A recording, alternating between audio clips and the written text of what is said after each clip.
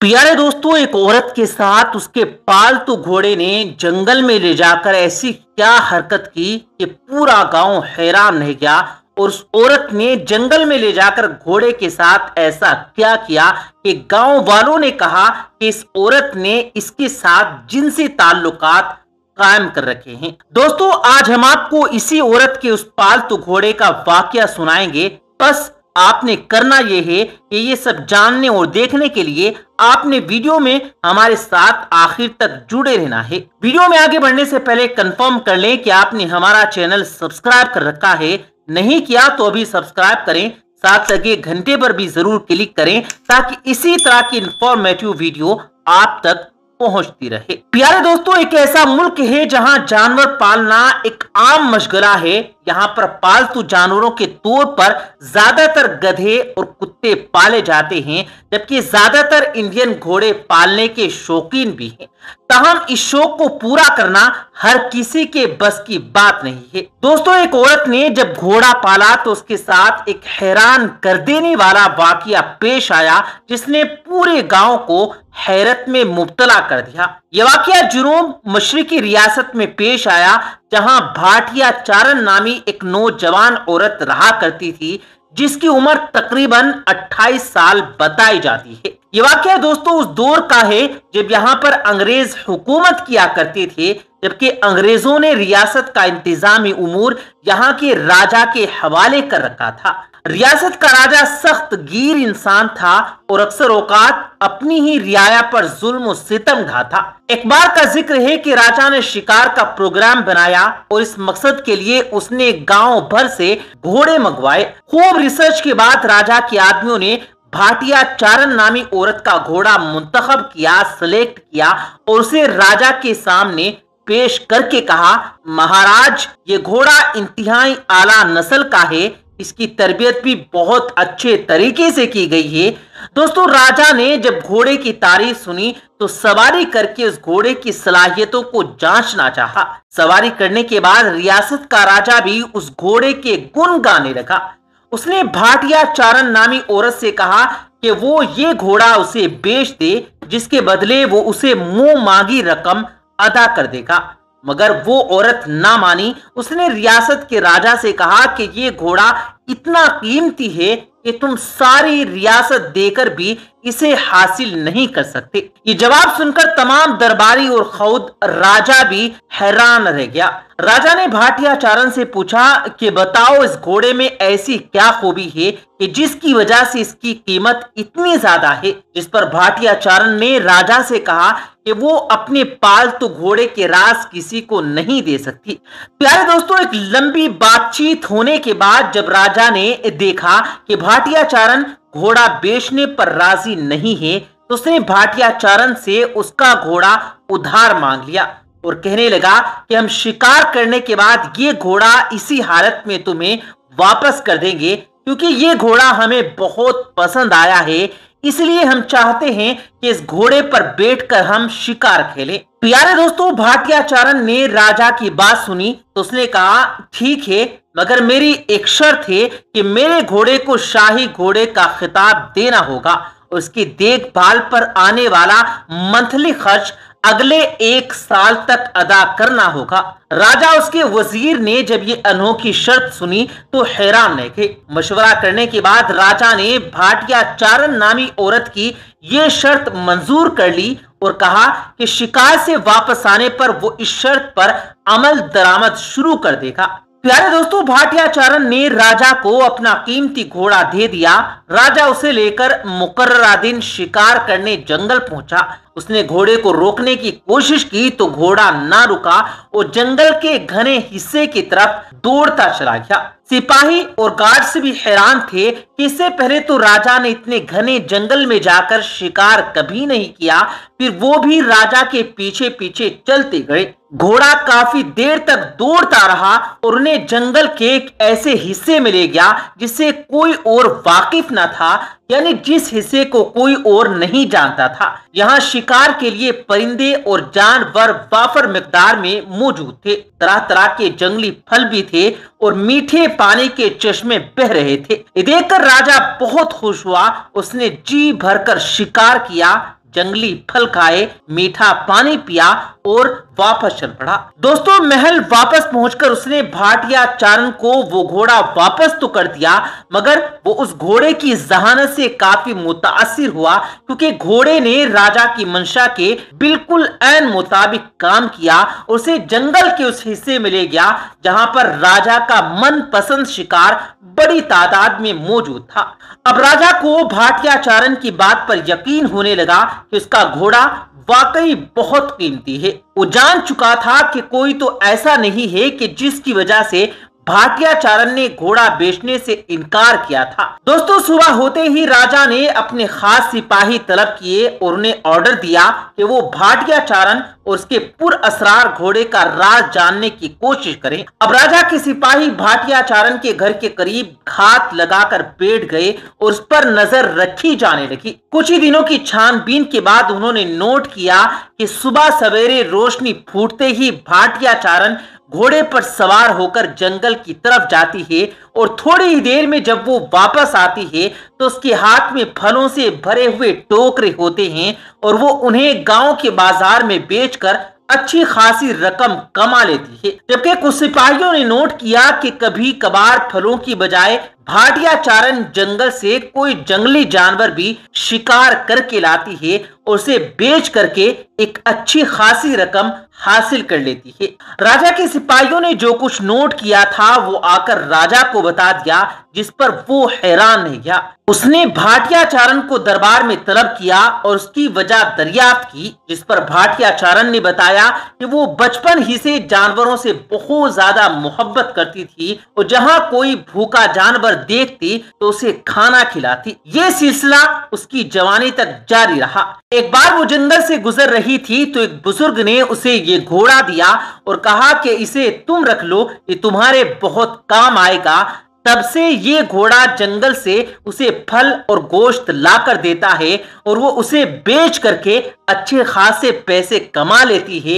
यही वजह है कि इसका घोड़ा बहुत कीमती है। प्यारे दोस्तों, राजा और उसके दरबारी ये सुनकर दंग रह गए। कोई इसकी बात पर यकीन करने को तैयार ना था, मगर राजा जिसने उसी घोड़े पर बैठकर शिकार किया था वो उस घोड़े का कायल हो चुका था कि वाकई भाटिया चारण का घोड़ा बहुत खास घोड़ा है। उसने फौरी तौर पर उस घोड़े को शाही घोड़े का खिताब दिया और मंथली खर्चा भी मुकर्रर कर दिया। ताहम चंद दरबारी और गांव वाले जो भाटिया चारण से हसद करते थे, उन्होंने इल्जाम लगा दिए कि भाटिया चारण के अपने पालतू घोड़े के साथ नाजायज ताल्लुकात हैं और वो उसकी तकमील के लिए सुबह सवेरे जंगल में जाती है ताकि कोई उसे इस शर्मनाक हरकतें करते हुए देख ना ले। बाज गांव वालों ने तो ये भी कहा कि हमने उसे ऐसा करते हुए अपनी आंखों से देखा है, लेकिन रियासत के राजा ना माना क्योंकि उसके दिल में भाटिया चारण और उसके घोड़े के लिए मोहब्बत पैदा हो चुकी थी, एहतराम पैदा हो चुका था। दरअसल प्यारे दोस्तों, भाटिया चारण को ये मोजिजाती घोड़ा जानवरों से प्यार करने और उनके हुकूक का ख्याल रखने पर किसी बुजुर्ग ने गिफ्ट किया था। दोस्तों, इससे ये सबक भी मिलता है कि इंसान को जानवरों से अच्छा सलूक करना चाहिए। दीन इस्लाम भी जानवरों और परिंदों से प्यार करने और उनके हुकूक का ख्याल रखने की तलकीन करता है। इस्लाम के मुताबिक तुम में से बेहतरीन वो है जो अल्लाह की मखलूक को ज्यादा फायदा पहुंचाने वाला हो। मुसलमान अल्लाह की हर मखलूक का खैर खा होता है, क्योंकि इस्लाम तो सरासर अमन सलामती और खैर खाही का मजहब है और ये खैर और सलामती का पैगाम देता है। इस्लाम ने तो अपने पैरोकारों को जानवरों से भी हुस्न सलूक का सबक दिया है और उन पर रहम करने का हुक्म दिया है। हजरत सईद बिन जुबैर रदियल्लाहु ताला अन्हु फरमाते हैं कि मैं इब्ने उमर के साथ था। वो चंद नौजवानों के पास से गुजरे जिन्होंने एक मुर्गी बांध रखी थी और वो उस पर तीर से निशानेबाजी कर रहे थे। उन्होंने इब्ने उमर रदियल्लाहु ताला अन्हु को देखा तो भाग गए। उस वक्त इब्ने उमर रदियल्लाहु ताला अन्हु ने फरमाया कि बिला शुबा अल्लाह के महबूब صلی اللہ علیہ وآلہ وسلم نے ایسا کرنے والوں پر لعنت فرمائی ہے۔ سرکار دو عالم صلی اللہ علیہ وسلم نے ایک موقع پر جانوروں کے آرام کا خیال رکھنے کی تاکید فرماتے ہوئے ارشاد فرمایا کہ جب تم لوگ سرسبزی اور شادابی کے زمانے میں سفر کرو تو اونٹوں کو زمین کی سبزی سے فائدہ اٹھانے دو، اور جب تم قحط کے زمانے میں سفر کرو تو انہیں تیزی کے ساتھ چلاؤ۔ پیارے دوستو، مسجد نبوی وہ جگہ ہے کہ جہاں حضور اکرم صلی اللہ علیہ وسلم کے ہزاروں کی تعداد میں صحابہ کرام بیٹھا کرتے تھے۔ یہ وہ جگہ ہے جہاں حضور اکرم صلی اللہ علیہ وسلم سے لے کر آج تک بے شمار معجزات ہو رہے ہیں۔ مسجد نبوی میں ایک ایسا معجزہ پیش آیا جسے دیکھ کر ہر انسان کے دل کی دنیا بدل گئی۔ اس معجزے نے پوری عرب دنیا کو ہلا کر رکھ دیا، کیونکہ مسجد نبوی میں ایک ایسی عورت کے یہاں بچہ پیدا ہوا جسے ڈاکٹروں نے بانجھ قرار دے دیا تھا۔ اس نے مسجد نبوی میں ایسے کیا الفاظ بولے کہ جسے اللہ تبارک و تعالیٰ نے دنیا کے سامنے معجزہ بنا دیا۔ اللہ تبارک و تعالیٰ نے دنیا والوں کو بتا دیا کہ میں ساری کائنات کا مالک ہوں، میں جسے چاہوں بیٹیاں عطا کروں، میں جسے چاہوں بیٹے عطا کروں، میں سارے جہانوں کا مالک ہوں، میں کن کہوں تو دنیا کی ناممکن چیز بھی ممکن ہو جاتی ہے، میں چاہوں تو آسمان سے بارش برسا دوں، میں نہ چاہوں تو سمندر کو بھی خشکی میں تبدیل کر دوں، میں تو ان لوگوں کو بھی رزق دیتا ہوں جو میری نافرمانیاں کرنے میں حد سے گزر گئے، میں تو ان کا بھی خدا ہوں جو کہ میرا نام بھی نہیں جانتے۔ دوستوں، مدینے میں ایک یہودی نے اپنے بیٹے کو گھر سے کچھ لانے کے لیے بھیجا۔ وہ راستے سے گزر رہا تھا کہ اس کی نظر حضور اکرم صلی اللہ علیہ وسلم پر پڑی اور وہ وہیں بیٹھ گیا۔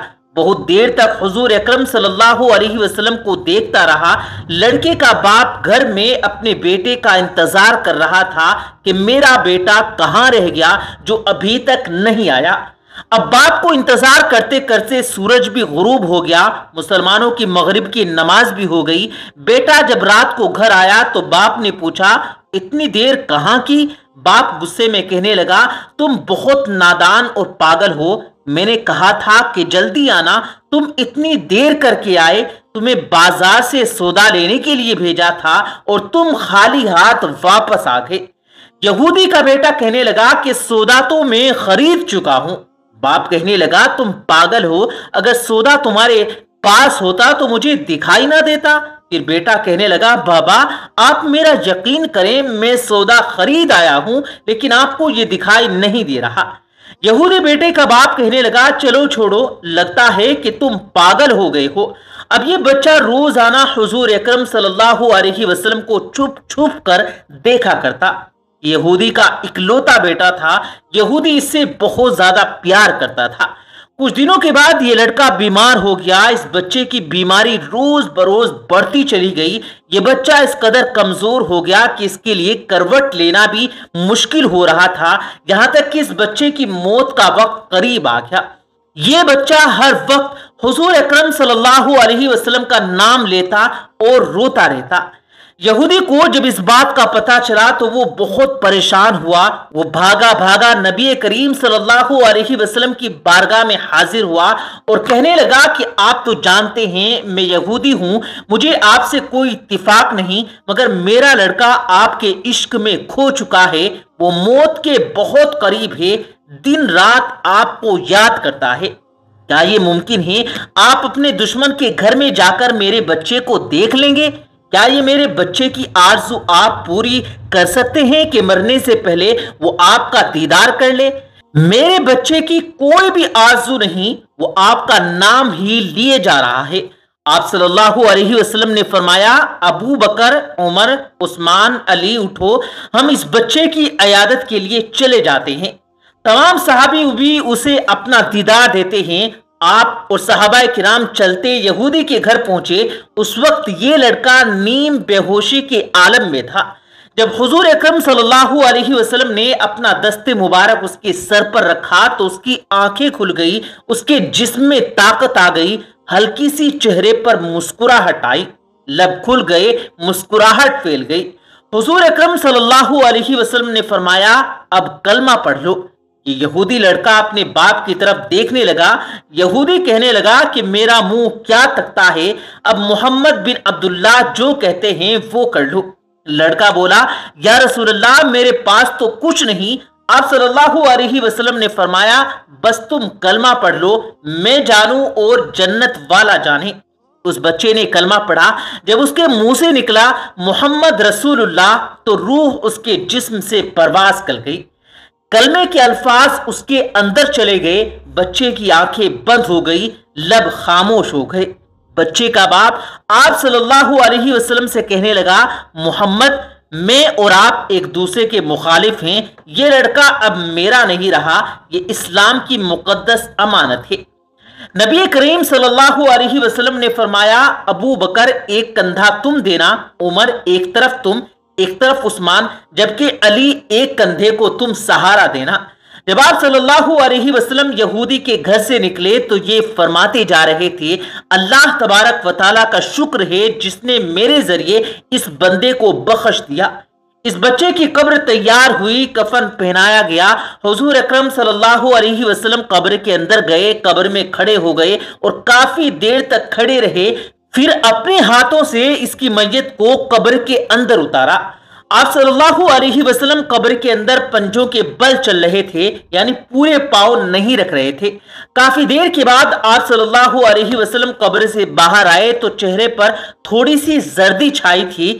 صحابہ کرام آپ صلی اللہ علیہ وسلم سے پوچھنے لگے یا رسول اللہ یہ کیا ماجرا ہے؟ آپ نے قبر کے اندر پورے پاؤں کیوں نہیں رکھے؟ آپ پنجوں کے بل کیوں چل رہے تھے؟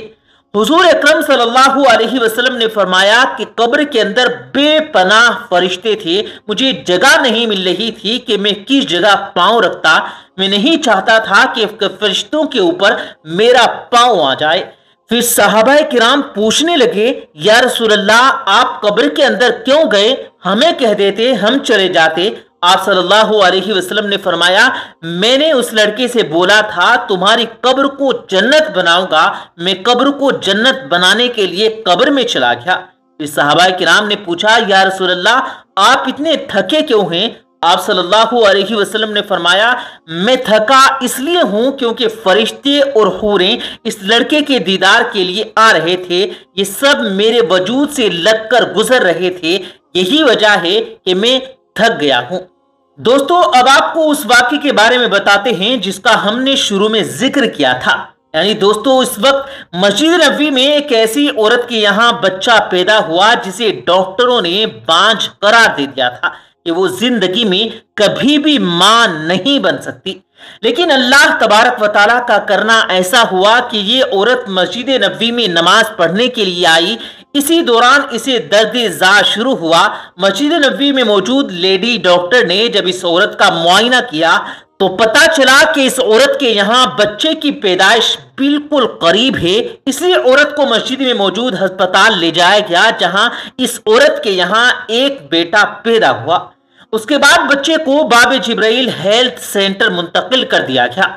دوستو اس عورت کی یہ خواہش تھی کہ اس کا بیٹا بڑا ہو کر حضور اکرم صلی اللہ علیہ وسلم کے دین کو پوری دنیا میں لے کر جائے۔ یہ عورت بھی خوش قسمت بن گئی کہ اس کے یہاں ایک ایسا بچہ پیدا ہوا جس کی پیدائش مسجد نبوی کے اندر ہوئی۔